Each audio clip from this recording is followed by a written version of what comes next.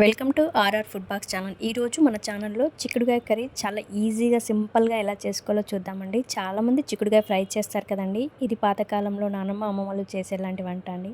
చాలా easy digestion అండి. దానికోసం ముందుగా స్టవ్ పైన ఒక గిన్నె పెట్టేసి అందులో ముందుగా కట్ చేసి పెట్టుకున్న చిక్కుడుకాయ, టమాటా, ఉల్లిపాయ వేసుకోవాలి. అలానే పసుపు, ఉప్పు కూడా వేసుకోవాలండి. ఇవన్నీ వేసుకొని ఒకసారి చక్కగా కలుపుకోవాలండి.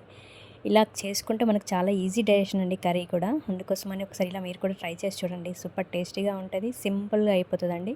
ఇవన్నీ చక్కగా కలుపుకున్నాక ఇందులో ఒక కప్పు వాటర్ వేసుకోండి. వాటర్ వేసుకొని ఒక 2 నిమిషాల పాటు మూత పెట్టి ఉడకనివ్వాలండి. మన చిక్కుడుగాయ అంతా చక్కగా ఉడికిపోయారు. ఒక 2 మినిట్స్ పట్టిదని చక్కగా మొత్తం ఉడకపెట్టేసుకోవాలండి. లేత చిక్కుడుగాయ అయితే చాలా టేస్టీగా ఉంటుందండి.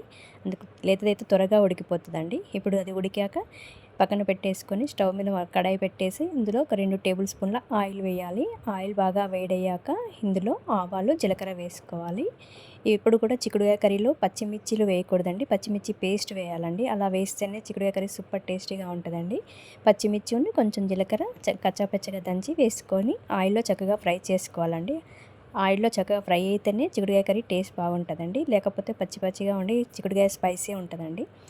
అది ఫ్రై అయ్యాక ఇందులో మెంతాకు వేసుకోవాలండి. చిక్కుడుకాయ కర్రీలో మెంతాకు వేస్తేనే సూపర్ టేస్టీగా ఉంటుందండి. చాలామంది చిక్కుడుకాయ మెంతాకు ఫ్రై కూడా చేస్తారు కదా.